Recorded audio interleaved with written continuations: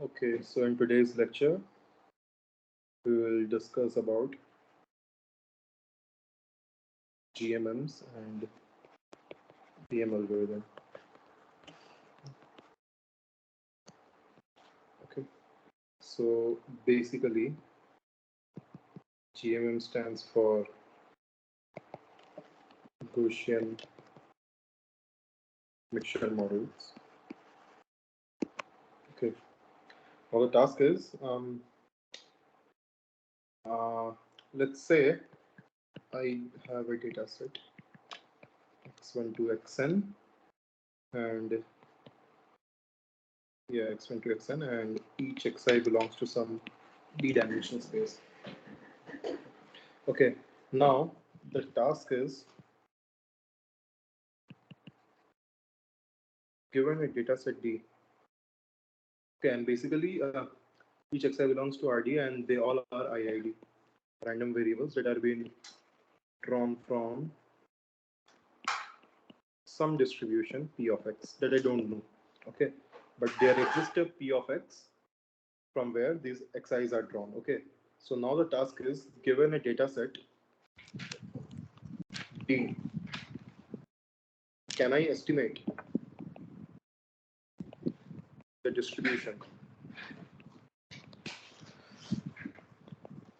Can I estimate the distribution from where they came? Fine. This is our task.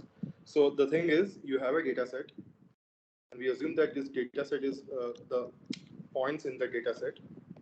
They are being drawn from some. They are IID random variables that are being drawn from some distribution Px, which I don't know. Okay. Now, given this data set, given this, I am supposed to estimate P of x. So first technique that we use is basically ML estimate, that is known as the maximum likelihood estimate. So basically what it does, first thing in ML estimate, you choose a family of distribution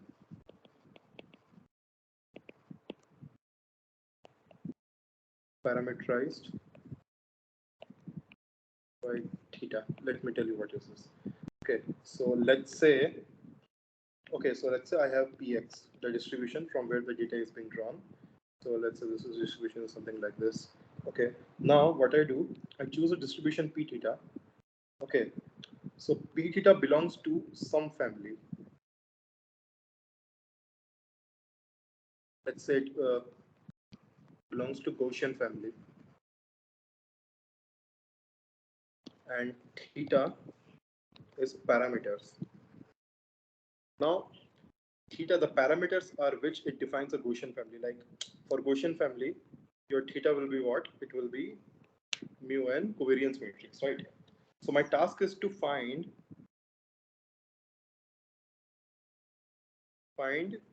mu star and sigma star such that P theta star is very close to Px. Okay, so it means given a Px, I have a family of distribution. I have a Gaussian family of distributions. Let's say this is one distribution. Let's say this can be other distribution. Let's say this can be other. So there are multiple Gaussian distributions. And from the space of the Gaussian distributions, I have to find an optimal Gaussian that's close to Px. If I would have taken a family of, let's say, exponentials, then my task is to find from the family of exponentials, I'm supposed to find an exponential distribution that is close to Px. Fine. It means in some sense, I'm supposed to estimate the Px. Fine. Using the distribution P theta, but in some sense, I'm restricting my P theta to some family of distribution. Fine. See, the thing is, if I say that I want to estimate the P theta, which is very close to Px, then my estimate should look like this. Fine. But I am restricted the search for the best estimate to one family of distribution, and I'm not looking, actually I'm looking at a distribution that is close to Px, but that distribution should belong to a certain family. So from certain family, I'm searching for the best distribution that matches the Px. This assumption is only one family. Which one family. The maximum likelihood estimate makes the assumption of one family. Fine. Not maximum likelihood assumption estimate, but yeah, let me elaborate more on it. So if it would have been exponential distribution, then my theta would have the lambda parameter, right? Yes. Fine. So this is the basic task that I'm supposed to do, but there is a problem. The problem is, what if my Px is a multimodal distribution?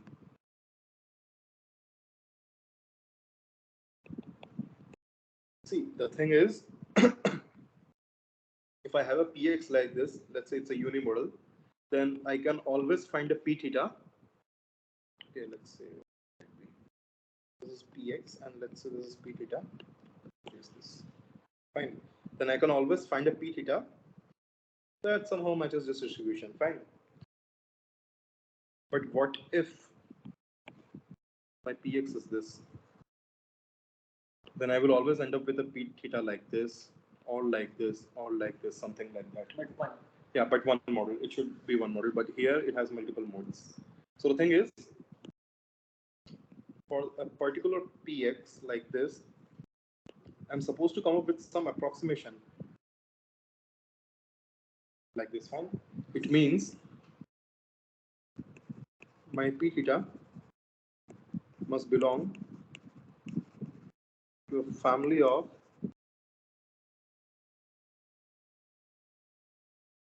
multimodal distribution. Fine. Better approximate. So like the thing is, so for that what we do, we choose the family to be mixture of Gaussians. Fine. Now say if my P theta is something like this,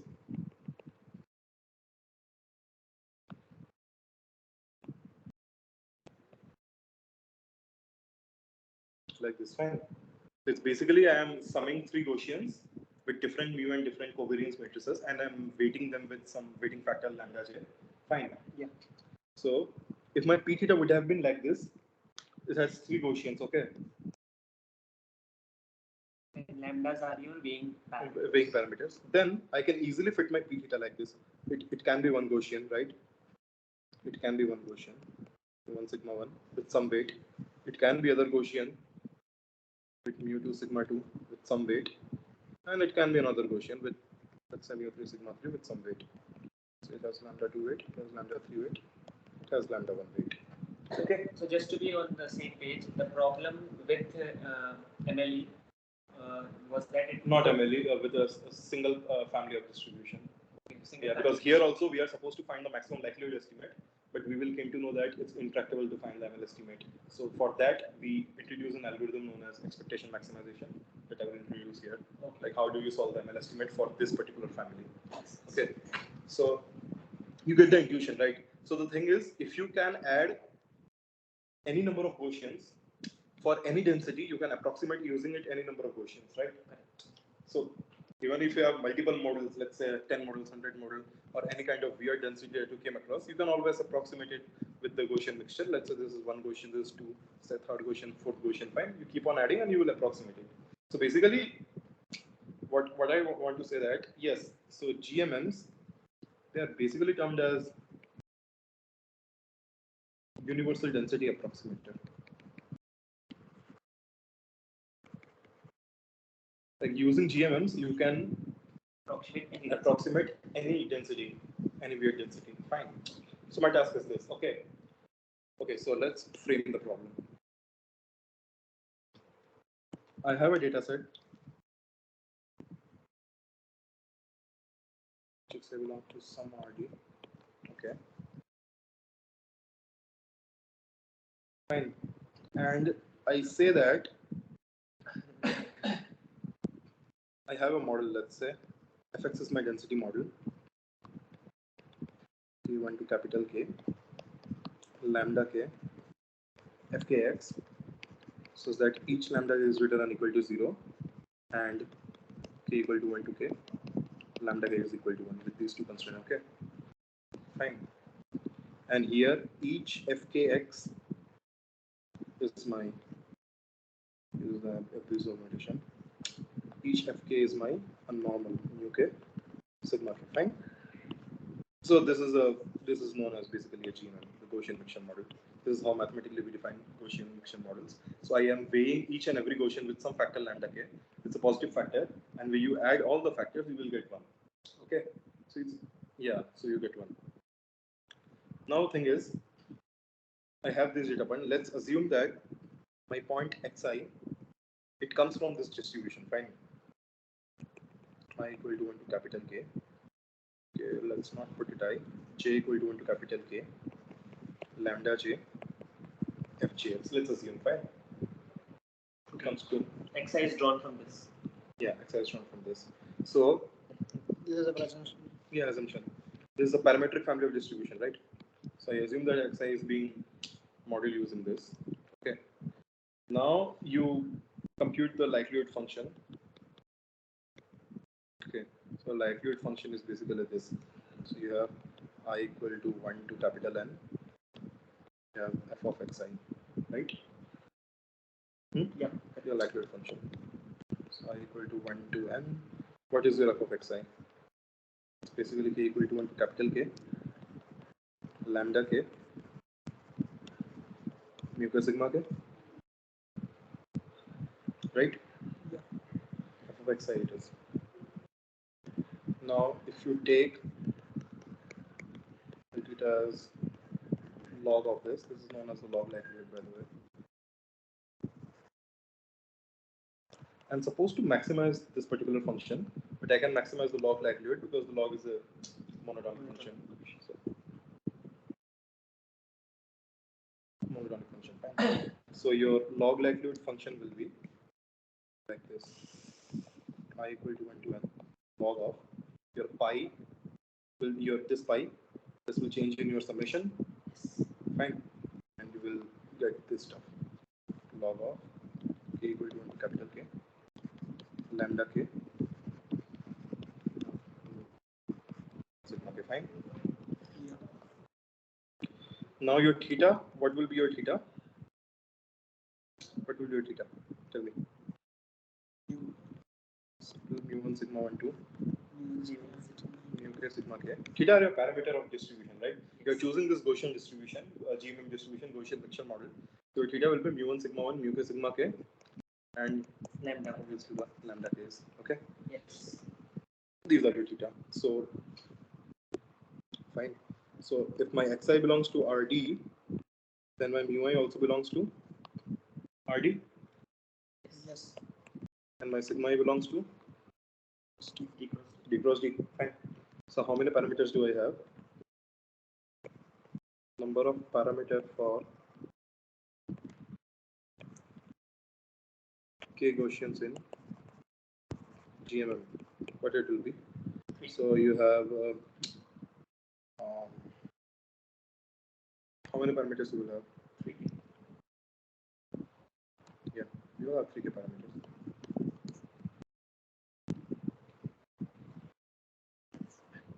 Okay. So you have mu i's, you have sigma i's, and lambda i's. Fine. Now the thing is, okay, so let's do the task. Maximize this. Okay.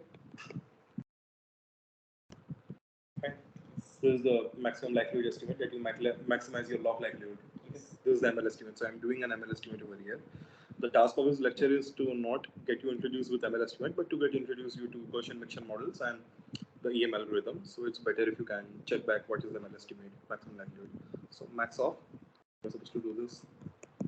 I equal to 1 log of k equal to capital K, lambda k, mu k sigma k. Here you can see that you have this summation inside the log, right? So it's a difficult thing to get simplified. Fine, you cannot just simplify a summation log of sum. You cannot just simplify it super easily. So for that, you have to do some tricks. Okay. Now, let's find why it's difficult to maximize this. Why it is difficult to maximize something which has summation inside a log. Okay. It would have been solved with a simple maximum likelihood estimate, but it's basically we cannot solve it using the simple ML estimate. So for that, we have to use the EM algorithm. Okay, so now we will motivate why we are supposed to use EM algorithm. Why can't we use a maximum likelihood estimate over here? Why cannot I maximize this function? Okay, this is the origin. No? Yeah, this is the origin of your EM algorithm. Fine. So let's assume that let's consider a 1D case. 1D case of Gaussians. Okay, find your xi is a real number. Basically it means, and with k equal to 2. Let's consider this case. Okay, and let's denote that my phi of x theta j is basically sigma j root 2 pi exponent of sigma j whole square x minus mu j whole square. So fine, it's basically your density of your jth Gaussian. Fine.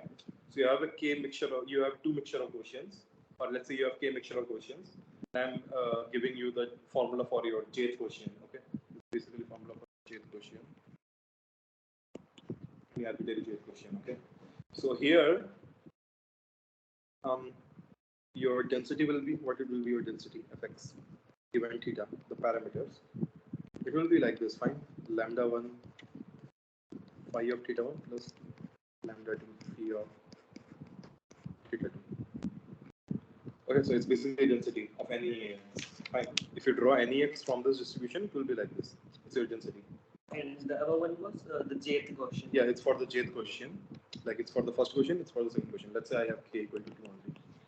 Fine. And now my theta will be mu1, mu2, sigma 1, sigma 2, lambda 1, lambda 2. Okay. So now what will be my log likelihood for this case? My log likelihood for this case will be, let's say I have n number of data points. So we go from I to n. Log of, I have inside the summation, right?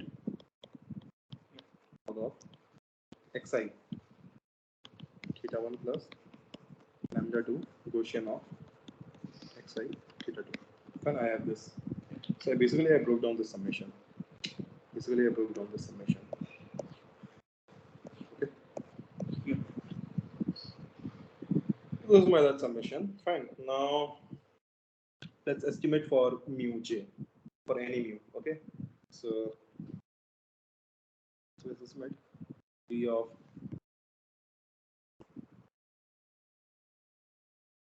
L theta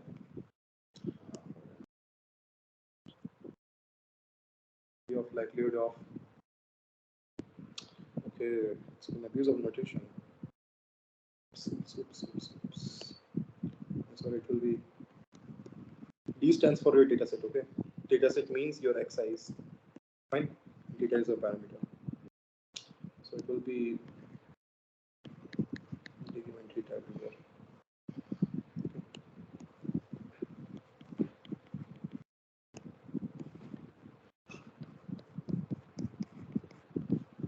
Let's say I'm expecting with mu j, some j, okay, where your j lies from 1 to 2.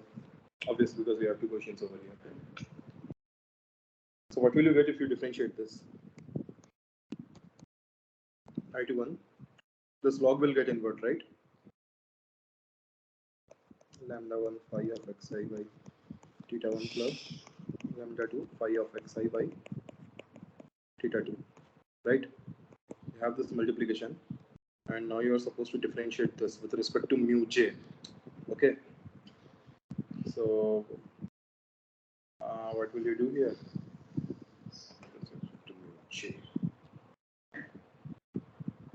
Let's say with respect to mu2, let's omit the confusion for g. Okay. Let's do from mu2. What you will get? You will get something like, now I'm supposed to differentiate this particular term, right?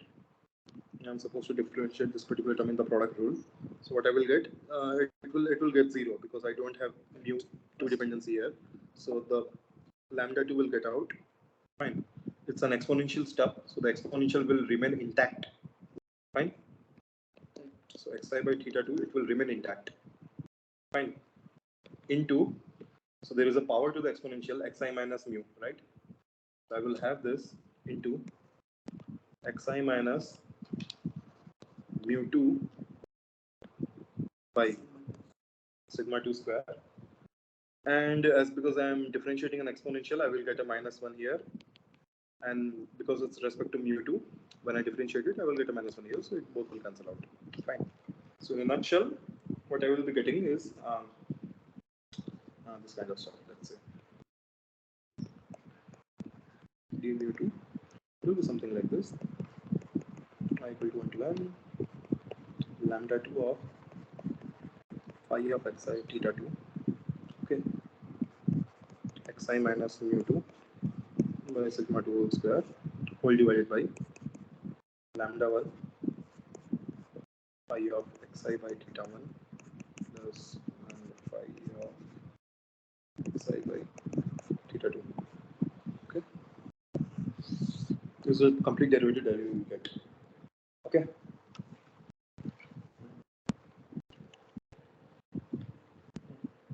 Fine. So if I say that my j is basically 1 and 2, if I generalize it, I will get something like this. Mu j into n lambda j phi of xi theta j xi minus mu j. See, I'm doing it for mu2, right?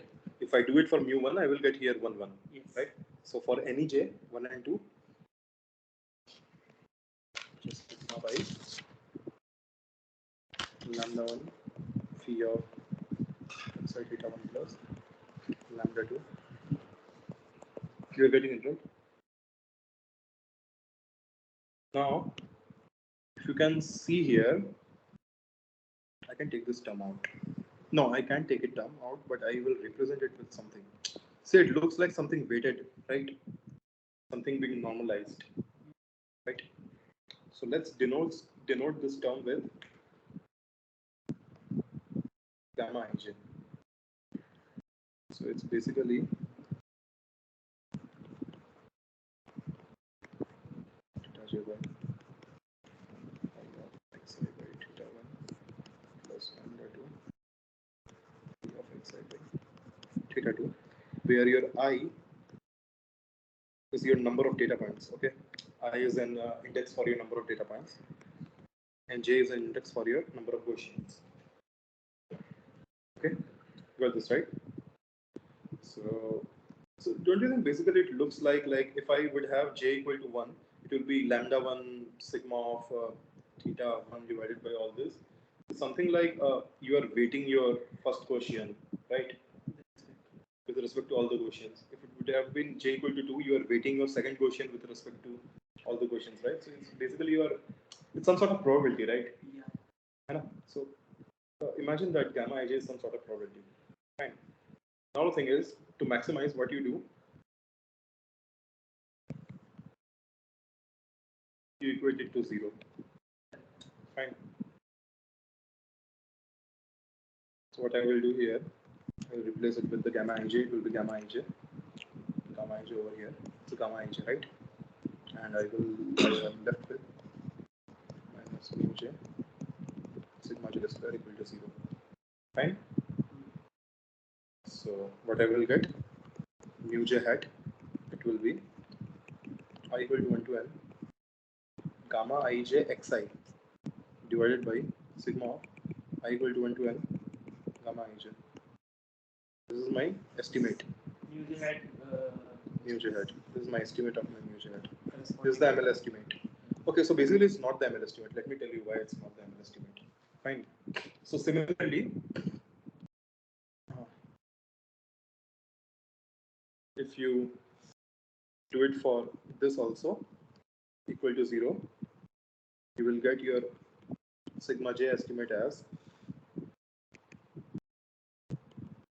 equal to 1 to n gamma ij psi minus mu j whole square by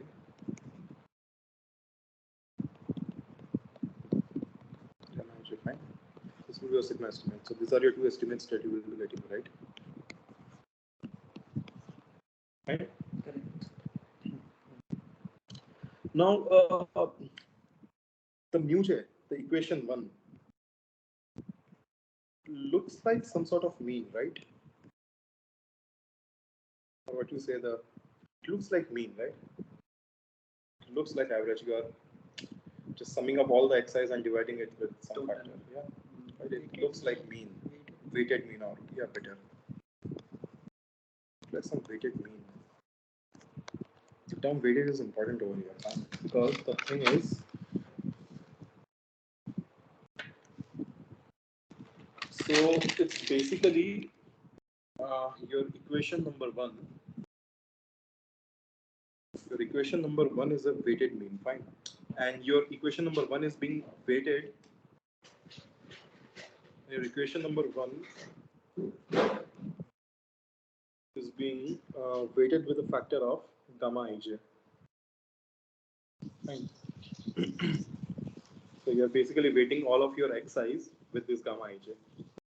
Okay, so intuitively what you say that gamma ij denotes how much responsibility xi has to estimate the parameter of jth Gaussian. Okay, so gamma ij basically denotes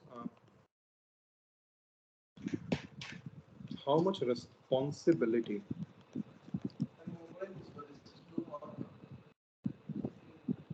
how much responsibility xi has to estimate the parameters of jth Gaussian. See, the thing is, for every xi, fine, you will get a gamma ig, okay? Representing its contribution. Yeah, representing its contribution to jth Gaussian. For every xi, I will have one gamma, let's say 1, gamma I2. Let's say my k is equal to 2. Okay, fine. So, how much xi, gamma I1 denotes how much xi has contribution to the first Gaussian, and gamma I2 belongs how much xi has contribution to the second Gaussian. Fine. Right. So, if I'm estimating the mu2, and my xi actually belongs to mu2, then my gamma I2 will be high and gamma I1 will be low. Because in order to estimate the your second parameters, I am supposed to choose only those points which comes under the second parameter, the second Gaussian, right? So let's say that you have this point. Okay, let's say is x1, x2, x3, x4, fine. And this one is your one Gaussian, and this one is your other Gaussian. So if I'm supposed to compute its mean, so my mean majorly depends on these 2 points only, right? Correct. I cannot consider these 2 points for mean. Yes. And if I'm supposed to compute the mean of this Gaussian, I will take these 2 points. I won't take these 2 points. So data we have to choose has to be from that corresponding Gaussian. Now the thing is, if you have mu hat 2, right? Mu hat 2, the mean of this, I will assign high weights to them. Fine. It will gamma 3.2 and gamma 4.2, they will be high in estimating the mu hat 2, right? While the gamma 3.1 and gamma 4.1, it will be low while estimating the mu hat 2.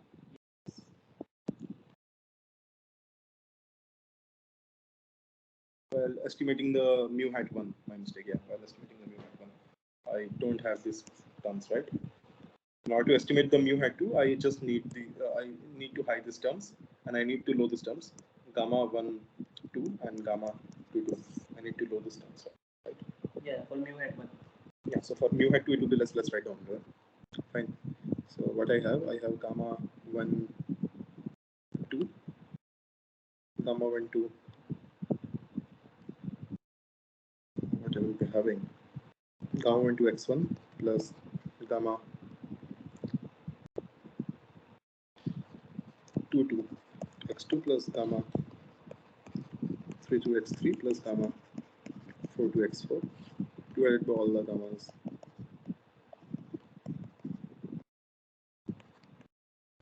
Right. So x3 and x4, they are of high contribution, right? So gamma 3 2 and gamma 4 2, it will be high, and gamma 1 2 and gamma 2 2, they will be low, right? They will be high. To estimate the mu, it's basically mu hat 2, right? Got it? Fine? Huh? Yeah. What do you guys doubt? Can ask. Gamma 3 and gamma 4, where they okay, because we are having 4 points. We are having 4 points. Yeah. Okay? For this 4-point problem, I will have 4 gammas. For each point, I will have 2 gammas, right?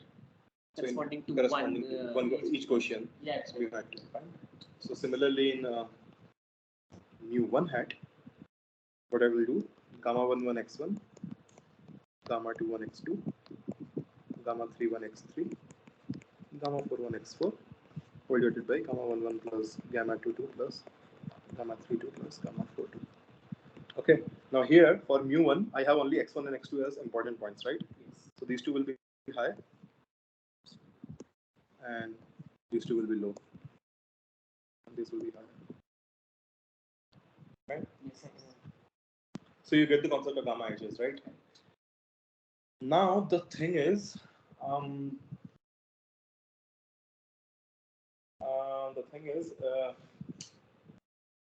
so basically, you know, if you can look at the equation 1, what was equation 1? Basically, if you look at the equation on this equation, right? What you have, I have mu j hat equal to I equal to 1 to n gamma ij xi I equal to 1 to n gamma ij, right? Yes.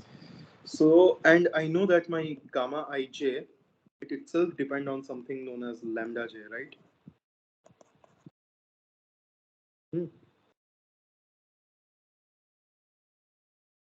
So it's normalizing. Let's say I have k number of Gaussians, right? So mu hat j is an unknown. Gamma ij is also unknown because I don't know lambda j.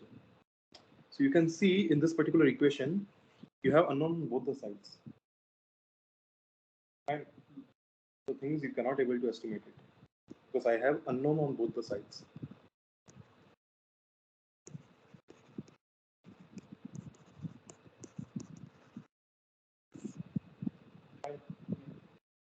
I'm supposed to estimate mu hat j, but here I am getting another unknown lambda j.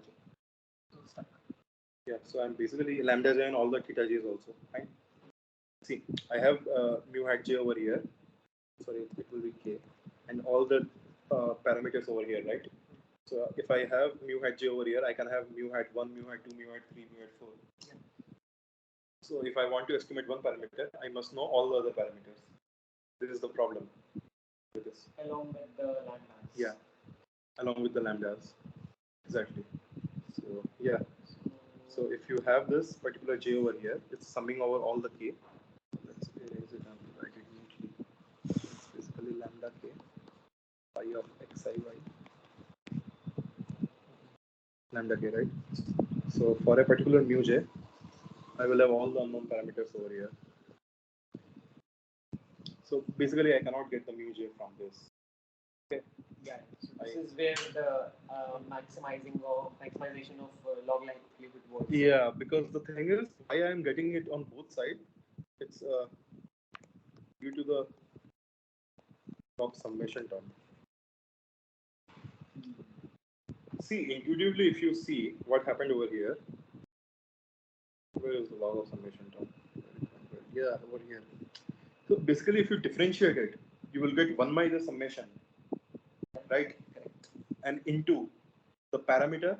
Let's say I'm estimating the jth parameter, so I will get a jth parameter on top of divided by the summation of all these terms. I'm equating it to 0. So in both sides, I will have a known, right? Correct. I know, getting the point. So it will be basically like some jth parameter by summation of all parameter equal to 0. So I will have this jth parameter and some kth parameter over here. So it's basically like you have a known on both the sides. So it's because you have a summation term inside the logarithm. Had it not been the case, we would have got only Yeah. one side. Yeah. So it's basically a summation term on inside of the log. That's why it's causing the problem. You have unknowns on both the sides. Fine. So basically what we can say, the equation 1, the reason that I restricted myself to say that mu hat j, this is the ML estimate of mu hat j, because this is particularly, it's not an ML estimate. Fine. The reason being I have unknowns on both the sides. Okay. So these are not the ML estimate, but if I get an ML estimate of mu j, then it must satisfy the equation 1. So thing is, equation 1 is not ML estimate. It's not ML estimate of mu j hat. Rather, if mu j hat is a ML estimate, It will satisfy equation 1. it will satisfy 1, right? Sorry for the messy writing, but so it's basically 1 is not the ML estimate. Mu j is not the ML estimate because we have unknowns on both the sides. But if mu is, but if I somehow get the ML estimate, then it must satisfy this equation. Okay, this is the difference. So these all problem is causing due to this particular term, this particular fellow inside the log. So my task is how do I eliminate it now? Okay. So this is the problem with your simple ML estimate in your Gaussian mixture models. Okay. So the EM algorithm is formed. Yeah. So we look at the EM algorithm, right? Now the thing is, let's do a quick thing. Let's say I have a GMM, right? I have this Gaussian mixture model over here.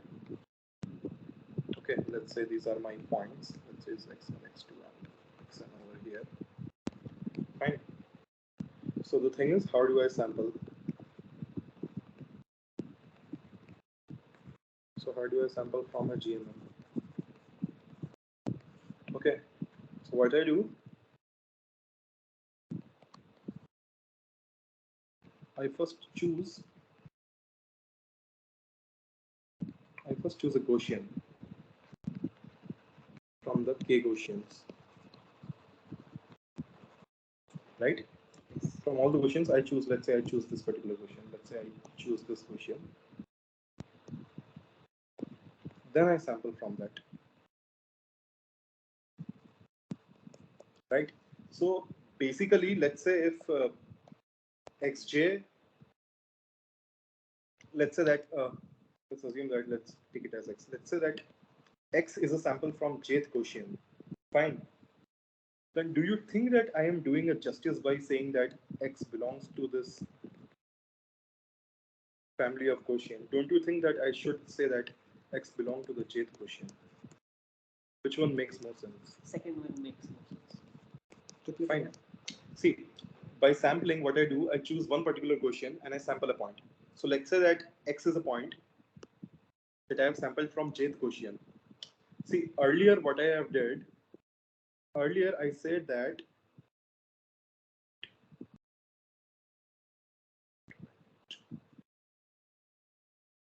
oh, something. Yeah. Earlier I said that any point xi, it belongs to the mixture of the Gaussians. Okay, is a true thing. Fine. The x point, it does belongs to the mixture of Gaussian, but I will do justice if I say that the x point is being sampled from the jth Gaussian. So yes, it is also true. X belongs to this mixture model, but X also belongs to the jth Gaussian only. Yeah, second one is more specific one. I don't need the information of other Gaussians. Okay, so it tells me that if I have given x1 to xn points, and if you somehow tell me that x1 is plugged from which Gaussian, okay, each xi is plugged from which Gaussian. If you can tell me this, from which Gaussian each xi is plugged, fine. Then I can easily write the distribution. That yeah, xi is being plugged from jth Gaussian. Xi plus 1 is plugged from, let's say, kth Gaussian. Right? I can easily write, rather writing that xi belongs to this particular weird stuff. Okay. Because the thing is, when I write that xi belongs to the mixture of Gaussians, okay, I will end up getting this particular term inside the log. Fine. And which makes my ML estimate hard. What you say, intractable. Okay. So rather saying that it belongs to GMM, if I can get a, let's say, random variable that tells me from where not, okay, let's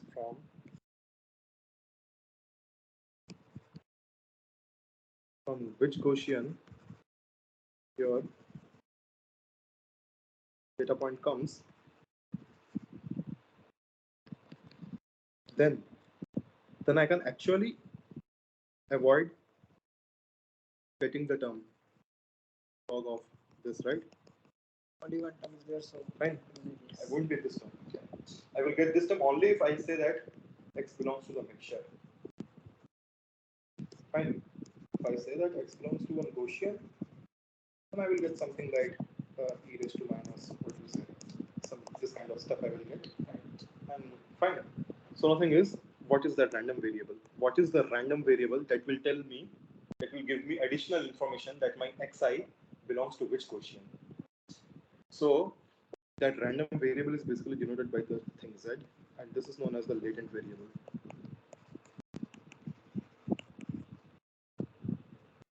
Fine. So now intuitively tell me, in a data set, I have n points, and let's say I'm fitting a capital K number of Gaussians. Fine. Then what will be the dimension of z? Yeah, exactly. Because for each xi, I will get a zi, right? Fine. And let's model the zi as this zi1 to zik. Fine. So let's say if my xi belongs to jth Gaussian, then I will keep this as 1 and rest all I will assign as 0. It will be 1 or 2. Fine. This is how I represent the z vectors. Okay. So now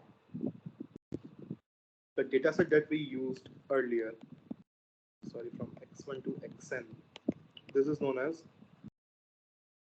incomplete data. Why it's called incomplete data? Because I don't know from which Gaussian my x's belong. But if I somehow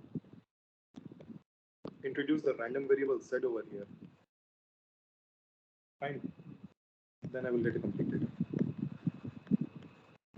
This is known as complete data. Fine. So along with each and every data point, I will have its information that to which Gaussian my data point belongs. xi belongs to RD, yeah. Xi belongs to RD. And zi belongs to RK. RK. Because I have to choose an indicator for xi, right? So there are k Gaussians. I have to choose this xi belongs to which one of the Gaussians. That's why I have taken this as a one-hot encoding. Fine. Okay. So yes, this is your complete data, and simply for j equal to 1 to k, zij, it will be equal to 1, right? If I have all this, yeah, zij, if I add on, only one of it will be 1 and all will be 0, right? Shifted direct delta. So if I all, that's good, man. Yeah, shifted direct delta. ECU supremacy. Okay.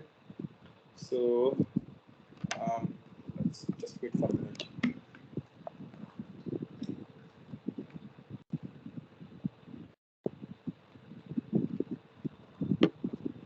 Okay, so now we will deal with this data set.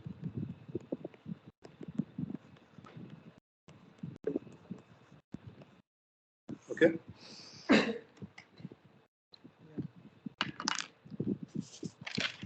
I will deal with this data set. Now the thing is, in earlier, what I have done, like your mu hat j was what? Gamma ij xi by. Oh, by the way, that gamma ij, I said that it requires it's the membership of your xi belong to the jth Gaussian, fine. Contribution of xi. Contribution of xi to the jth Gaussian, yes. fine. So for every xi, you will have one gamma. Let's say I have two Gaussians, so I will have gamma 1, gamma 1, 2. Okay. So if xi actually belongs to first Gaussian, it will be very high. Let's say 0.9, it will be low, 0.15. Yes. So the thing is basically that your gamma ij, they are soft assignments. Yeah. And z's are the hard. Yeah, and exactly. The z's are the hard assignment. The pictures to convert gamma to z. Yeah. So now rather than gamma over here, what if I put z? Zij xi y? And this will actually make sense. You know, let me get it clear with the diagram.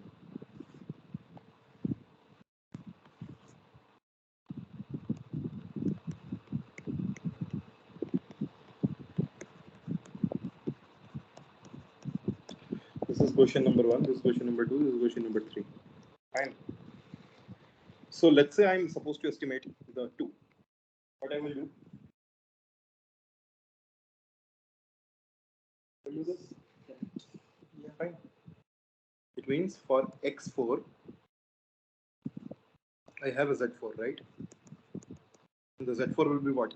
x4 actually belongs to the second Gaussian, okay? It will be like this. Fine. So this actually merges with this. Basically z4 2, right? z4, the z variable of the 4, and it's the second coordinate that denotes that my second one is 0, second one is 1, right? So I will get this. It's basically this particular formula, right?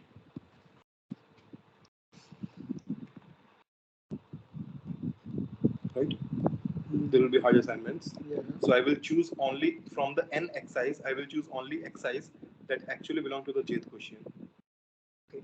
And for every xi that belongs to the jth Gaussian, my zij will be 1.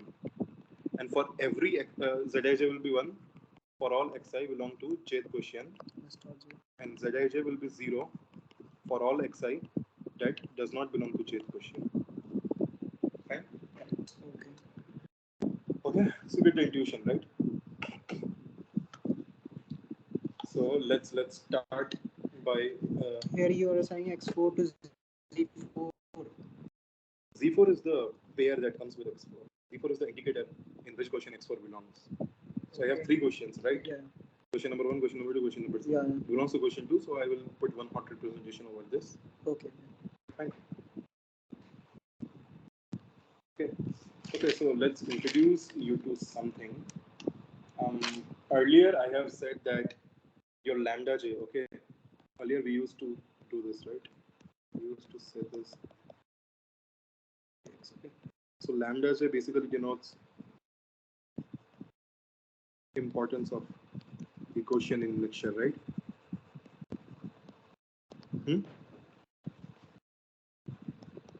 Fine. Importance of the Gaussian.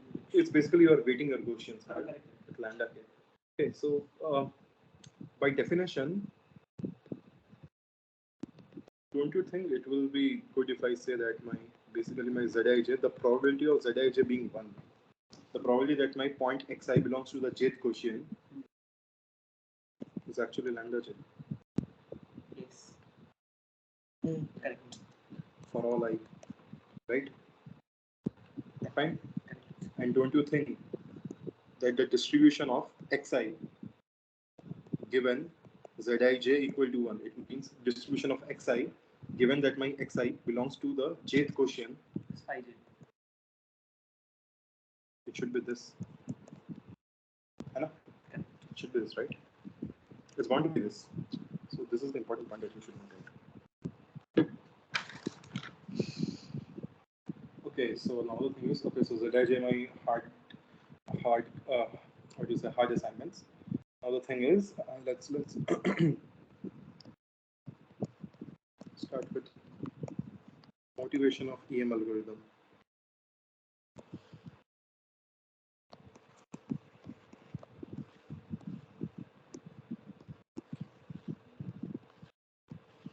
Start with the motivation of EM algorithm, right? So let's say I have a data set of this, right? Fine. Earlier I have said that my xi's are basically IID drawn from some distribution Px. Now what I have a tuple, right? So what I can say that my complete data is drawn from some distribution, let's say given theta. So earlier I was modeling the distribution of x using the theta. Theta are the Gaussian mixture parameters. Yes. Now I'm supposed to model the joint distribution. Fine. Yes. Earlier I was modeling only this distribution with respect to x, right? Now I have the complete data, so I'm supposed to model the joint distribution with some theta, right? Given something. Exactly. Given some theta. So what I will do, what will be my log likelihood, by the way? Log theta, it will be equal to log of, or it will be equal to your summation of I equal to 1 to this f of xi zi given theta, right? Equal to 1 to m. What is f of xi zi given theta? Okay, no. Let me. Okay. Let's skip this part. I will come to this part. Okay, I will come to this part. Okay, so yeah. Okay, let's plug some definitions. Let's plug some definitions first. Okay, the first thing that you have probability of Zij being 1 is lambda j. Did we all agree, right? Yeah. Fine. And the distribution of xi given Zij equal to 1 is nothing but UJI. let's write it in this form. Phi of xi given theta j. Where your theta j is basically okay. Fine. Yeah. Yes. And now let's say my k is equal to 2. Okay.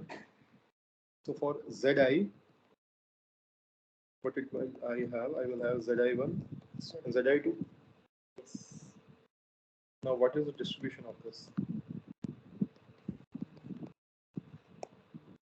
So basically see your Zi. I is for one data point, right? Lambda in delta 1. So Zi can take values Zi1 and Zi2. Okay. With what probability it can take? Lambda 2. Fine. So it's basically a PN. It's a discrete distribution. It's a discrete random variable. How do you model this? How you model its PMF? Its PMF will be Zi1, Zi2, j equal to 1 to 2, lambda j Zi. See, the thing is, at any point of time, either one of it will be 1, another will be 0. Fine. So distribution must be like this. So let's say that what is the probability of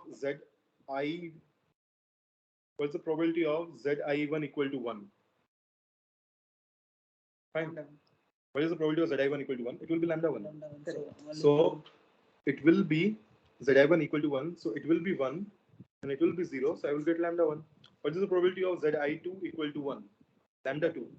Because it will be 1, it will be 0. Right? So I will get lambda 2. So that's why this kind of distribution you can expect. Okay. So let's box it out.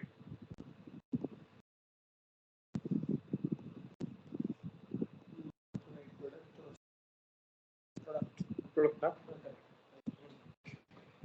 On the top of it, I will have a 1 hot representation. So if any of my Zi will become 1, it will conserve the particular corresponding lambda. That terms remains and the other. Yeah, fine. Let's say this equation. Forget the numbering. Let's say it's equation 4. Okay. Just pay attention over here. Similarly, it was definition number 1 now. That's definition number 2. F of xi given zi. Okay.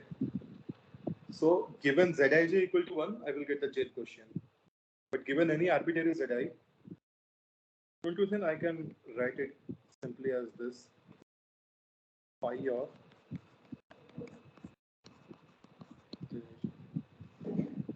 see if my zi, let's say if my zi1 is equal to 1, see it's basically the product, right? Yeah. So it's basically you will get like this.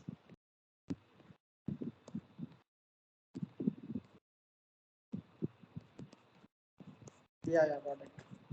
Yeah.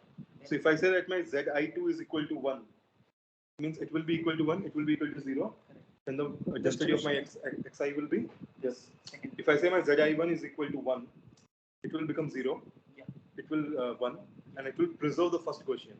So for any Zi equal to 1, it will preserve the jth quotient in the power, right?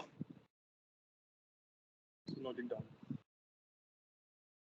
Earlier we are explicitly mentioning Zi j equal to 1, but now I'm just saying that given Zi, what it can be a generalized distribution, right? Earlier it was special. Zij, I was assigning that Zij is equal to 1. I generalized. And just, right? So now you have written it as a product of General. Where it went? Should be somewhere. Yeah. I'm just assuming it, but fine. Yeah. So Zij equal to 1, that's why it's. But what if I just say that given Zij, a generalized distribution, right? Yeah. So it's a general one. Yes. Condition is Okay, so let's say it's equation number 5. Now, how do you write f of xi zi? So that's f of x equals part number 3. How you can write f of xi zi given theta? f of You can write it like this, right? x equals zi. This is base rule. Yes. Right? So what it will become? J equal to 1 to 2 lambda j phi of xi given j zi, right? I just took the product, man. It came from equation 4. Oh, sorry, it came from equation 5. It came from equation 4.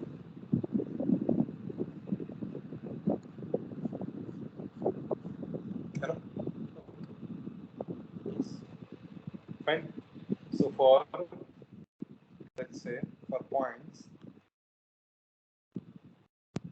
I to 1 to n data points, and for the Gaussians 1 to k, my distribution of my joint distribution of fi xi given theta, it will be j equal to 1 to k lambda j phi of x.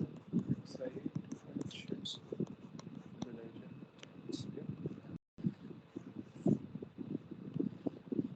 fine. Earlier what I had, earlier I had this, right, where I used to tell that my j is going to get lambda j fj xi. I used to write like this, right? Can you see the difference? Hmm? This is the earlier version. Some replaced by We are considering all Gaussians, but In earlier, I used to consider that my xi belonged to the generalized Gaussian, but here, given the zi, I can explicitly say to which Gaussian my xi belongs, right? So earlier, I used to say that my density of any point xi is like this, sum of the Gaussians. But now I have the complete data, so my joint distribution is having some pi term in it, the product term in it. So let's mark this earlier and current, or the joint distribution. But let's say the earlier means, oh man,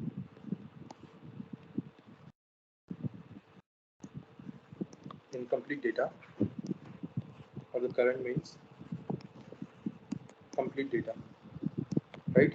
So for incomplete data, my xi had a distribution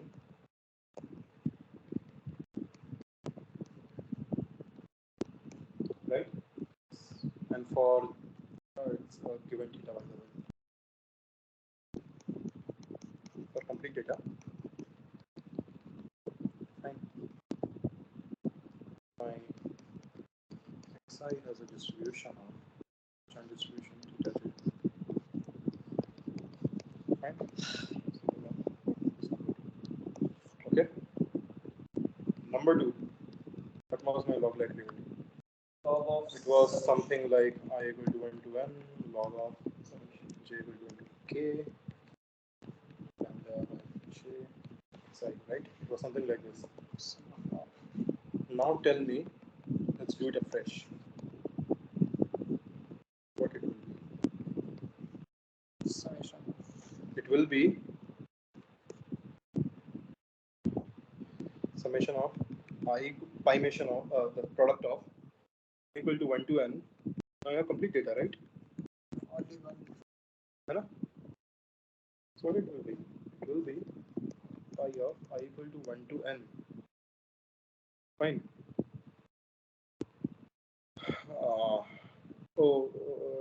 By the way, it will be Summation is coming. yeah. So it will be log likelihood, na? Summation equal to okay. Log of this. Fine. Yeah.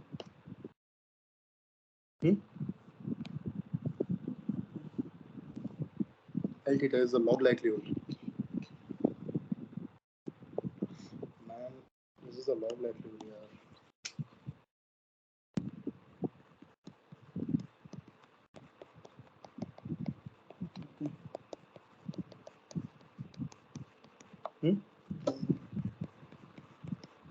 If I take log, what will happen? I will do 1 to n. Correct. Yeah. Fine. Yeah. Summation I equal to 1 to n Log of pi j equal to 1 to k of lambda j phi of psi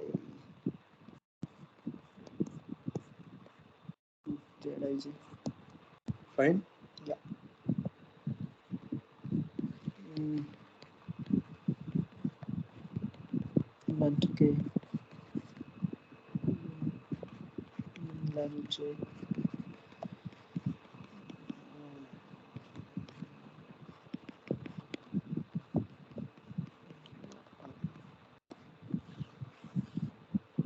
Yeah. Fine. This is not the maximum. so the problem of the Okay, so sense now basically what I did, I got rid of log summation term, right? Yeah. That was causing my estimates to have unknowns on both the sides. Fine. Star mark. This is an important equation that we will use throughout. Fine. And now I can apply the maximum likelihood. You'll get the answers. Right. Actually differentiate this with some mu j. Okay. Now you have the sums. You will compute the derivative inside it. And as because z ij is a one hot vector, it will preserve only one Gaussian. Fine. Yeah. It will preserve only one Gaussian corresponding to the chain. Okay. So basically, this is the thing. Here's the motivation of your algorithm. Like, why do you introduce latent variable z? How it helps. Okay. So earlier we were stuck with the problem of log of this. So it was due to because I have the incomplete data. I used to assume that my xi belongs to some summation of lambda j fj x, right? But then I came across the complete data. So the complete data zi is basically an indicator to what to which Gaussian your data belongs, and then rather maximizing the log likelihood of your incomplete data, we maximize the log likelihood of our complete data. Basically, log likelihood of our complete data, right? This is complete data. Fine. So when we maximize this, we get this particular nice term, summation outside. Earlier we had log of sum, now we have sum of logs. So it's easily, you can differentiate it. Equal to equal to 0, you will get that. Okay. So now the thing, how do I do that? How do I do this? Okay. So I have what I have in my bag now. So basically, I have a complete data. Fine. And now the thing is,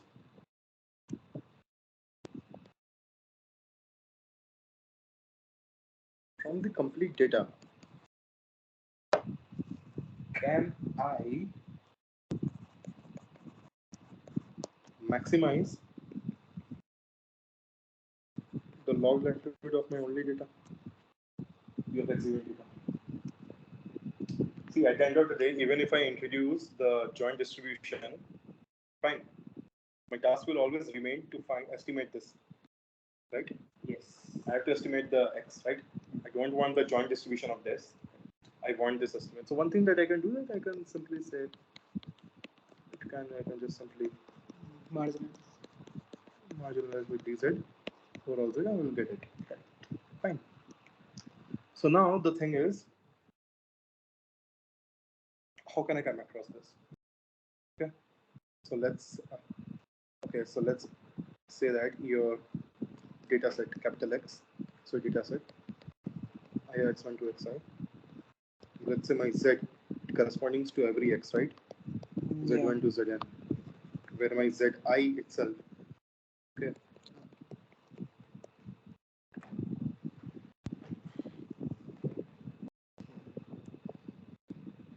Earlier I have said that my Zi is a vector, one hot vector, okay? Everything has 0 and it will have one implication over here. Now let's say that my Zi is not a one hot vector. Let's assume as for now. It's basically a real number, okay? That belongs to 1 to k. So let's say if my x1 belongs to third Gaussian, then my Z1 will be 3. It won't be like this. Or something like this, right? What is the motivation for doing this? Why are you will come to know when I will derive the EM algorithm. It will be easy for me rather than dealing with a vectorized thing. Okay, it will make you understand the things easily. Okay. Oh, before going to that, let me introduce something known as the KL divergence. Okay, so basically in ML estimate, what I do in ML estimate, I'm supposed to estimate a p theta that is very close to px, right? Yeah. So basically, what I'm doing, I want to find a theta that will minimize the KL divergence between pf and p theta. So KL divergence is what? It tells you how far are two distribution to each other. Okay, basically tells you the distance between the two distribution, you can say in a very vague term. Okay. So the definition, let's say I have two distribution, let's say P and Q. So how I define KL divergence between P and Q? Okay, so let's say P and Q are discrete. Okay, so it will be P of x. Okay. Yes. Now let's say that my P and Q are continuous random variable. Summation change to integral log of dx, right? Fine. And x is the set of all values that the distributions contain. You can do this. Okay. So coming back to task.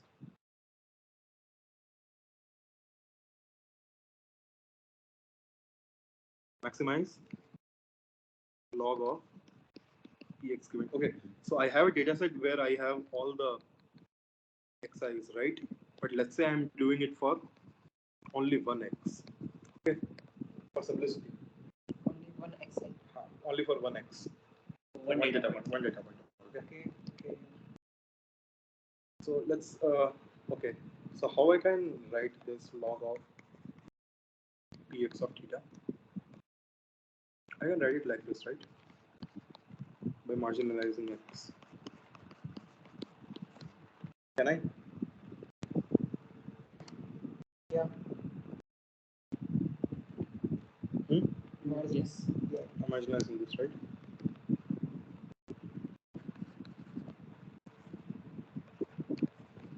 Z.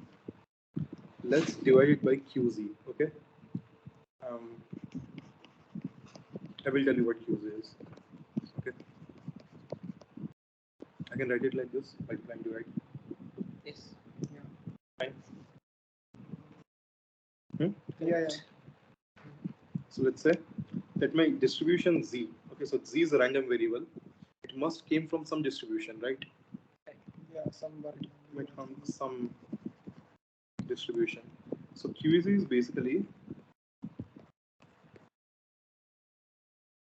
approximation of real distribution. By QZ, I'm approximating the distribution, right? Yes. So yes, I have log of this. So you don't. It's some kind of expectation, right? Log of distribution into some function, right? So P by Q. log of this will be basically log of expectation over Z from P as Z, right?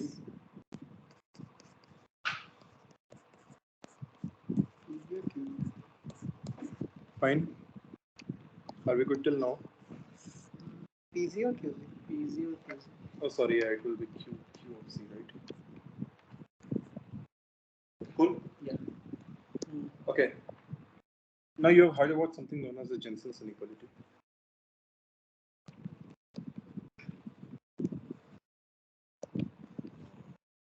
Jensen's inequality says that if my function f is a convex function, then my f of expectation of a random variable x is less than equal to expectation of the function of random variable.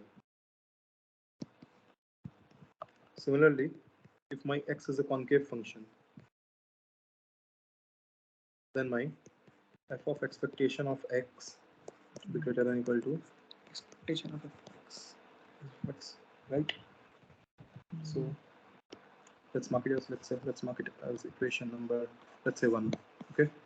So basically we have started the the notion of EM algorithm, right? From here only, okay? EM algorithm as it is believed. So if you apply Jensen's inequality on, let's say 1, okay? So apply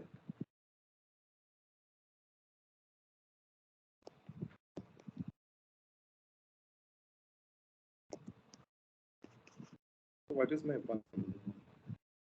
1 is basically this, right? The expectation of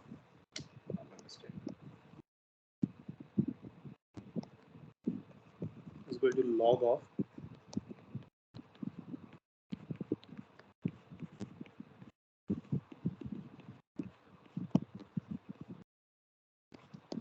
this, right? Yeah. So log of expectation, f of ex. Okay. Log is a concave function. That will be what we'll get.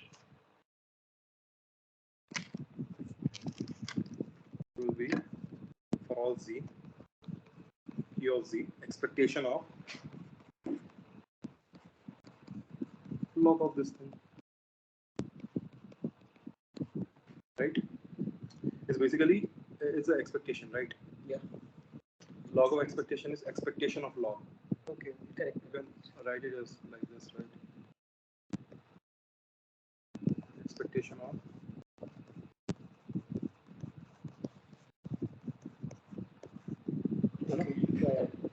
log expectation of log. Okay. So this particular thing, this is a function of what? This is a function of q as well as theta. Q is an approximating, fine, the distribution of z. This is a function of basically q and theta. Yeah. E is the real one. So basically it's an approximation of okay, so you have distribution q. Okay, so earlier I said that q is approximation. Okay, so basically you know what? Q is approximation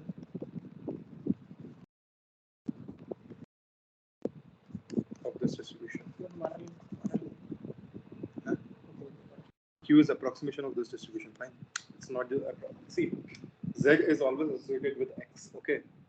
So basically, Q is approximation of this distribution. Just not it. It's approximation of P of Z given x. It's a distribution in Z. Okay. Fine. So it's basically approximation of P of Z given x. Q. I'm trying to approximate. I don't know this. Fine. I don't know the distribution of Z. Z is a latent variable. Yeah. Okay. So that's why I take a distribution Q that will approximate my P of Z given x. Okay. So what you get? You get log of is basically greater than or equal to sigma z q of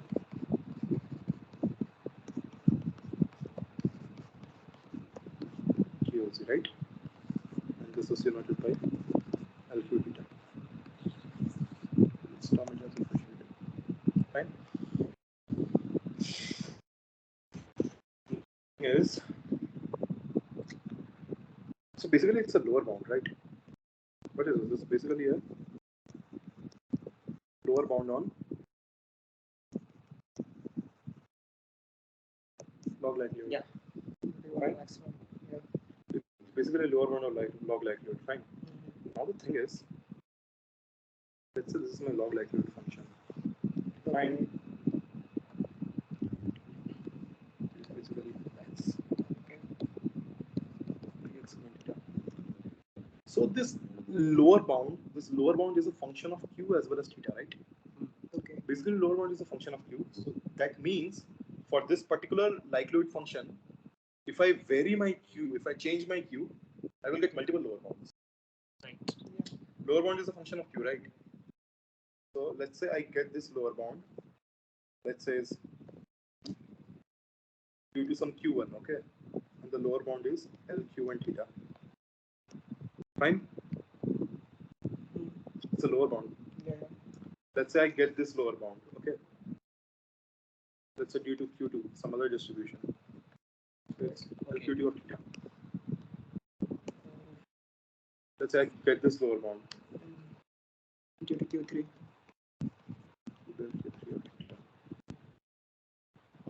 The thing is, I'm supposed to maximize this quantity. Fine.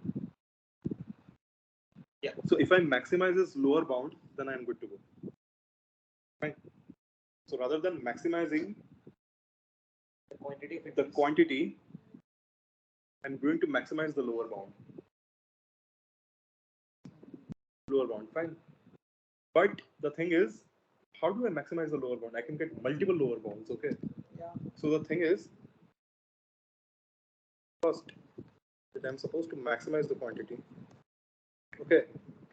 But what I do, rather than doing this, maximizing the lower bound. Fine. Yes. But the problem is, There are I get multiple lower bounds. Okay. So, before maximizing the lower bound, I first choose a Q star such that my log of P of theta becomes equal to that. Fine. Once I choose a Q star where my lower bound is equal to this, then I can maximize my lower bound and I can assure that my this log likelihood will also get estimated. So basically what I'm doing, I have a lower bound. I'm converting that inequality into equality by choosing a suitable Q. Once I find a suitable Q, then I will optimize my lower bound. Fine. The thing is, from this particular lower bound stuff, from you have this, okay? So you have this log likelihood stuff over there, okay? I am choosing a particular lower bound, let's say this. Fine. Yeah. It's touching my upper bound somewhere, touching my log likelihood somewhere, right? Yeah. It's basically, this one is basically a tangent. It's basically a tangent at, not at, it's basically a tangent to log likelihood, right? Fine. So the thing is, so I'm supposed to choose a Q star such that my log likelihood will become equal to the lower bound, then I will maximize it.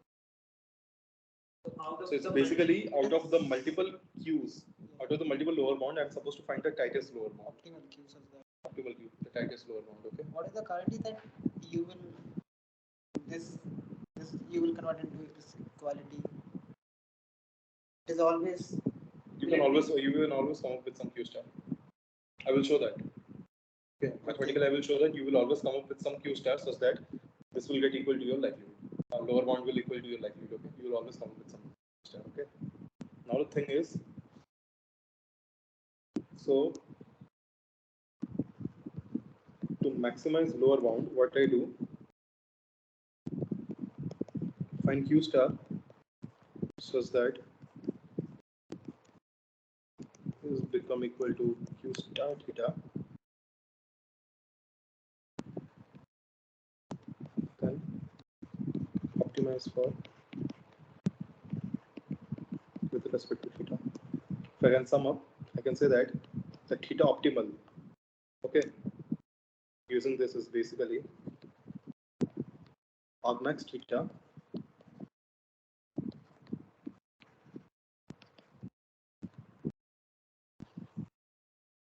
right. First I find a tight lower bound, then I optimize with respect to theta. First you find optimal Q, Yeah. with First respect to a particular theta. Exactly, that's the point. See, mathematically it will say that first I have this curve from all the family of lower bounds. I choose the tightest lower bound, and the lower bound will intersect at some theta, right? Fine. And now, if I get this particular tight lower bound, I optimize it. See, I maximize it. Okay. See, the thing is, to get the optimal theta, first I will maximize it with respect to Q. I will get a tight lower bound, and then I will maximize it with respect to theta. The thing that so it's basically the AM algorithm. Take one theta and max. See, you start with some initial theta, okay? Yeah. That's a good point, I think, that you asked. Let's start with some initial theta. Okay. Let's say I choose this theta. Okay. Let Q star equal to argmax of Q or L of Q theta old. So basically, for this particular theta, I'm finding a tight upper bound, tight lower bound. Fine. Okay, so for every theta, are you guaranteed to get a Q star? Exactly. So for a particular theta, let's say I start my EM algorithm with theta old. So basically, this is the EM algorithm, right? So basically, this is the expectation maximization algorithm. This is how you optimize for your log of px theta. Fine. So the algorithm is you initialize one theta. For that particular theta, you find a tight lower bound. Once you find a tight lower bound, that's a Q star. What you do? You find a theta new, argmax of theta over. Fine. In one step, you're keeping theta is constant, and in another, you're keeping Q is constant. Exactly. Now you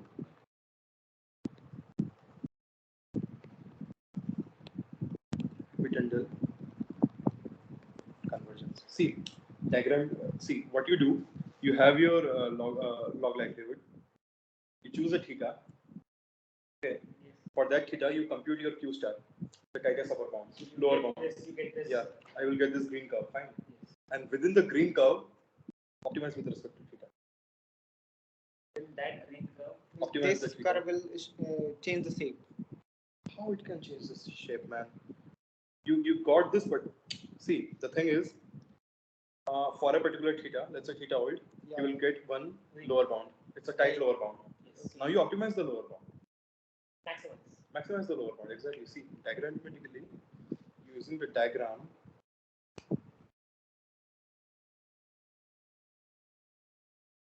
theta old over. Let's say this is my theta old, or let's say this is my theta one, right? This is theta one. Right? I get this. Yeah.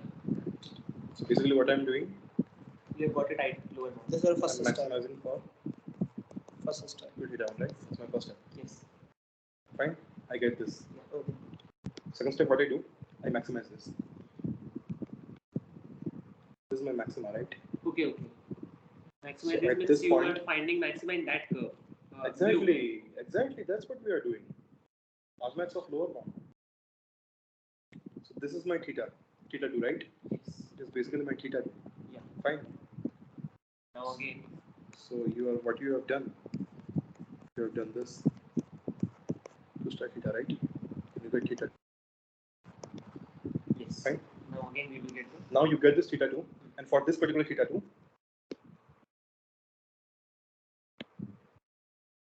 for this particular theta 2, I will again compute one lower bound. Fine. Oh. Yes, correct. And I will again optimize this. I will get a theta 3. Now for this theta 3, I will again compute one lower bound. Right? Yeah. I'll get a theta 4. You can see that your maximize same here. So just to come on the same page, we are finding the lower bound with respect to the. Now for this particular theta 4, I will again compute one tight lower bound. Fine. And when I optimize it, I will again get a theta 5, which is nothing but equal to theta 4 here. Converging. So for you start with one theta, you compute a tight lower bound, you optimize the lower bound, you will get one theta. For that new theta, you again compute the tight lower bound, optimize the lower bound, you will get another theta. For that particular theta, again you compute the tight lower bound, optimize the lower bound, you will get another theta, and you do this until your theta converges. This is the expectation maximization. So the first step is the expectation. Yeah. So what you do in EM, you start with theta or some initialization. Okay. Yes. This is the initialization step. Now what you do for that particular theta, you find the tight lower bound, right? Maximize that lower bound with respect to Q. It means from all the family of the lower bound, choose that Q that will give me the tight lower bound on theta over here. Once we're done with it, let's say it's giving you a Q star. Yeah. Maximize the theta to find your theta, and then again you go back to this step and you repeat it. So you found for one particular x optimal theta. One part. This theta 5. One part. Particular x. You have Where is x? one data point, one x. I don't get where you are getting the x. I'm not getting x over here. Oh, actually, sometimes that you had told that one data point you're choosing something like that. That's just for this particular thing. No.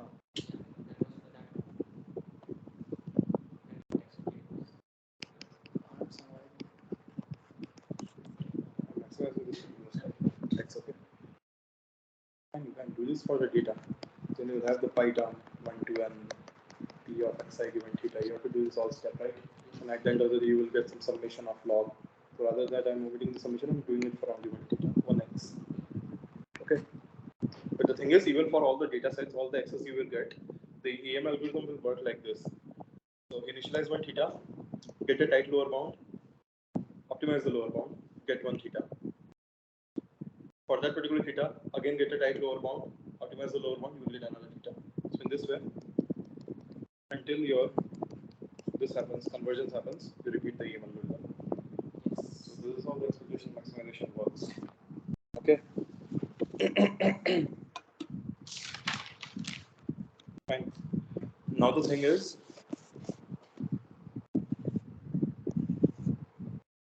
this is the EM algorithm. Okay.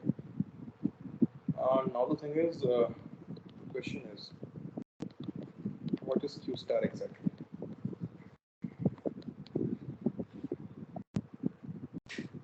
Fine. So what is exactly Q star? I'm saying that you'll get a Q star once you maximize it. Fine. So what exactly Q star is? So I'll be clear with the EM algorithm parts. We have some doubts. So the thing is, LQ theta is going to use the log of this one, right? So basically, in EM algorithm, I started with only one data point. Fine. You can can generalize to all the data points. Okay, do it for this also. I'll put it into P of xi given theta. Okay. Yeah. So when you take log over here, rather than taking, see, I'm taking log on P of xi theta, right? Yeah. So if I take log on all this, I'll get this one. So then I have to optimize this particular term, right? So rather than taking all the summation, I'm doing only for this. It's just for the sake of example. That's what I'm saying. So this is for one data point. We are doing all this. Generalizes well over all the data points. Okay. So what is Q star exactly? So your lower bound is this. Fine. Qz log of. Let's say I'm doing applying base theorem, right? So you have a look at it. Is it fine? Do the joint distribution. Splitting it into your additional and split it in. fine. Yeah. So basically P of AB. Got it. Yes, A and B into P of B. Yeah. It's just a base rule that we use nowadays. So what I will do over here, you have this product, okay, log of A into B eval. I will take this log of P of QZ plus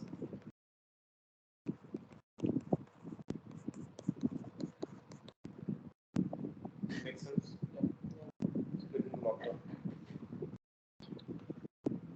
Earlier I have introduced you to KL divergence, right? Some sort of KL divergence. It's basically negative of KL divergence of QZ and P of C by X. fine. And plus is iterating over Z. I can take log of Px outside. So that will be summation of Z over QZ, that will be 1. What is this? This is my likelihood. Fine. Basically, I can summarize the equation as this. Your lower bound is equal to minus K log this. Fine. Plus. So basically, the optimization that we have done in EM, so that is known as basically elbow. It is known as the evidence lower bound, where this particular term likelihood is known as evidence. This is your lower bound. Okay? This optimization is known as the elbow optimization, where rather than maximizing a function, you maximize the lower bound of the function. Okay? That's the EM algorithm iteratively that we are doing. So basically, we are performing an elbow optimization. We are not optimizing the log likelihood. Rather, we are optimizing the lower bound on the log likelihood. That technique is known as the elbow.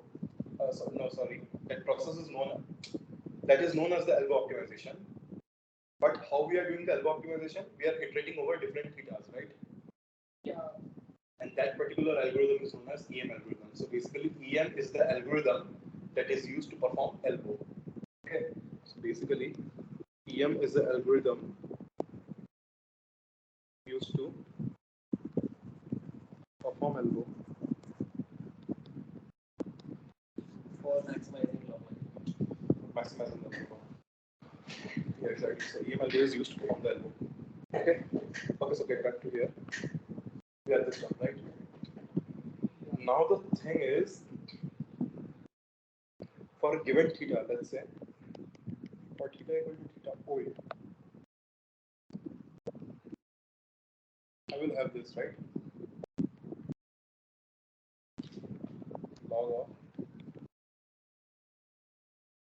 OA minus KL divergence of.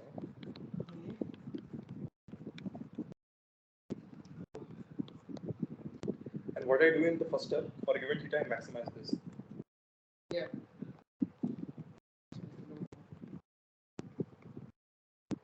Okay?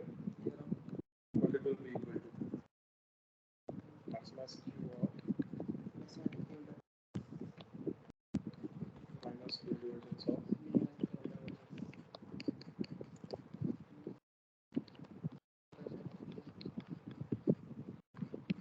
reasonable on Q.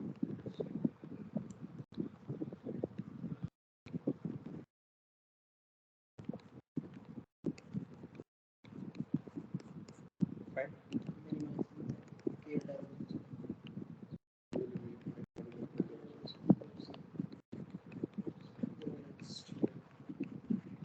So when do you think it will happen? So basically, QC approaches. your Q star is nothing but this distribution. As I've earlier said that your QZ is used to approximate this distribution. So your optimal Q star will be this distribution itself. Fine. So QZ is basically approximating this distribution because I given X. Okay. As we don't know anything about the Z, so we started with QZ, that some distribution that will approximate this. Okay. So the Q star, the optimal distribution will be P of Z given X. Okay. So it's basically when you can see that there is a lower bound. This is your evidence, the upper bound. Okay. Yeah. So the gap between the lower bound and upper bound is the KL divergence of this. Right? You have this gap, right? So this particular gap is what? It is the KL divergence of this term, right? So if you minimize the gap, get the tight lower bound. Okay. And tight lower bound is Q star. Yeah. Fine. Now it's all making sense, right? How you are doing this. So the best Q that you got, okay. So the best Q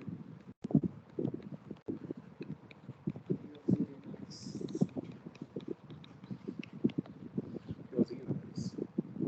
Fine. Okay, now let's summarize the scheme algorithm, right? Let's summarize it.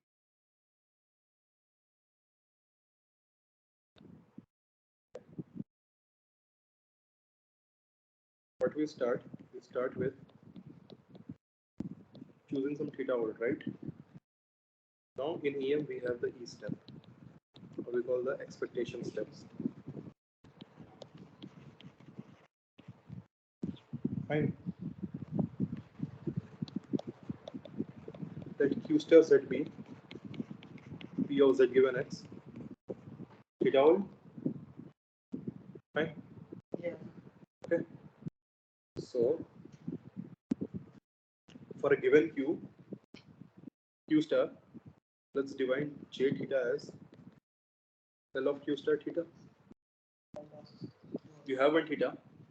You optimize your lower bound over the Q, and you will get this Q star. Okay. Now from the Q star, you will get one. If you plug that into your lower bound, you will get one function in theta only. See, you are using the theta volt to find the Q star, fine. Yeah. But my ultimate goal is to optimize theta. So what I do, I pick the Q star, put it in the lower bound, and I will get a function entirely in form of theta. Let it be J theta, fine. So what is the J theta basically? Your lower bound, right? It will be Jz of Q star Z, right? Lower bound with Q star. It will be log of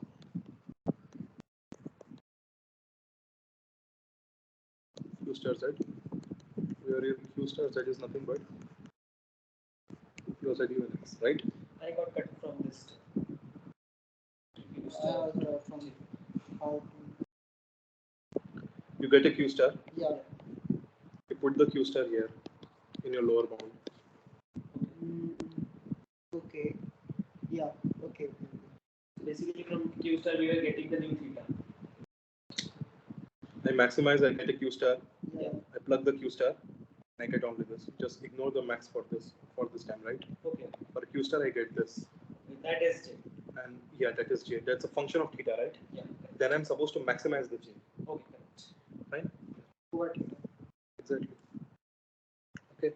So you get a Q star, you put the Q star, you get a J theta. Yeah. J theta is nothing but your expectation over Z Q star Z. Your Q star is equal to P of Z given X, right? Yeah. Fine. This is the E step because you are computing the expectation over here. Then comes the M step. So basically I've splitted the EM algorithm. Your M step is what? Your theta nu will be max theta j theta. Fine. This is the maximization step. See, the thing is, from here, you start with theta old. Okay, you come here, and then you get here, right? The orange lines, these are your E step, okay? But when I do the maximization, it's my N step. See, this the orange one, okay? The lower bound, it's an expectation, right? So computing Q star. So for it, Q star computing can be taken as like it's some sort of initial stage, right? Because for every Q star you compute the L Q star theta. It means for every Q star you compute one expectation. Okay. And your expectation is in term of theta. And then you maximize the expectation, the max theta. Expectation term. Yeah. Calculating. Yeah, so you have split these particular into two parts, right?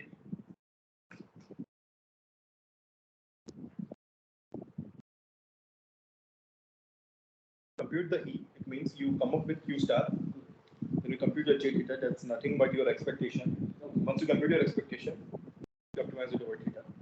Okay? So you get a theta number stuff. And then you do it for all until convergence. Fine. Now the thing is, there is some theorem associated with it. Okay. Now we talk about convergence of EM. Okay. How do we converge on EM? Okay. So let's select theta and the value of EM algorithm, output of EM algorithm. So it's basically output of EM algorithm after n steps. Okay.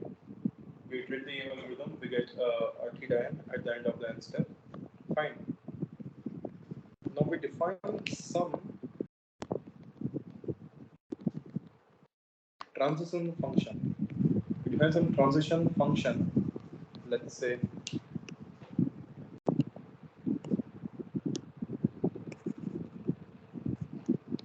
m, such that my theta n plus 1 is m of theta n. So it's basically I'm taking over the maximization step here. So at the end of n steps, you have one theta n. Okay. Then we define a transition function, capital M, such that your theta n plus 1 equal to m of theta n. Okay. So deterministic. Okay.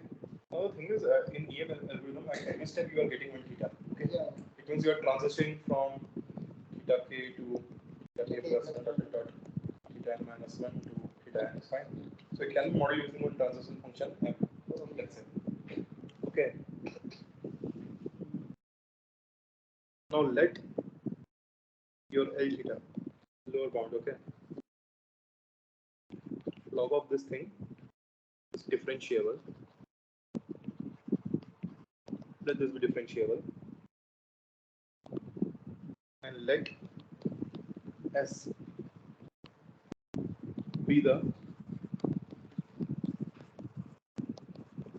set of stationary points of L theta. So these are like a set of theta such that gradient of L theta is equal to 0, right? Let S be the set of stationary points of L theta. Okay. S contains the all theta such that your gradient of L theta is equal to 0. Yeah. Fine. So the theorem says for any starting point, say theta naught, okay, limit tendence to infinity, theta n, it will be my optimal theta star, where my theta star belongs to the set S. Now this theorem is saying that if you start with some theta naught and you take huge number of steps and tends to infinity, you will end up with a theta star that eventually belongs to your set of stationary points. It's not saying that you will get a theta star that will maximize it, fine, but you will get some theta star. It can be maxima, it can be uniform, it can be an function point. Okay. You will end up with a theta star such that the gradient of your log likelihood will be 0. I'm just guaranteeing this. I'm not saying that it will take you the maximum. Fine. It may stack at some saddle point. Yeah. Fine. It may stack at some saddle point, and it happens that it will stack at the saddle points. Okay.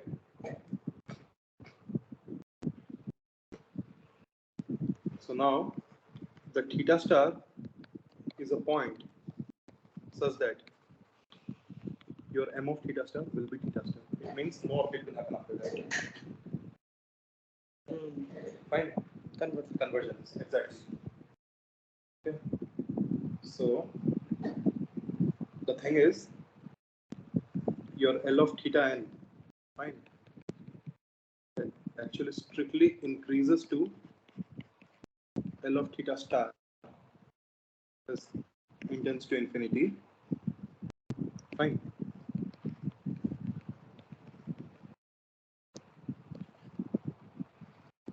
Fine. Basically, you're maximizing, right? You're finding a theta such that your likelihood function will get maximized. So at every iteration, you will get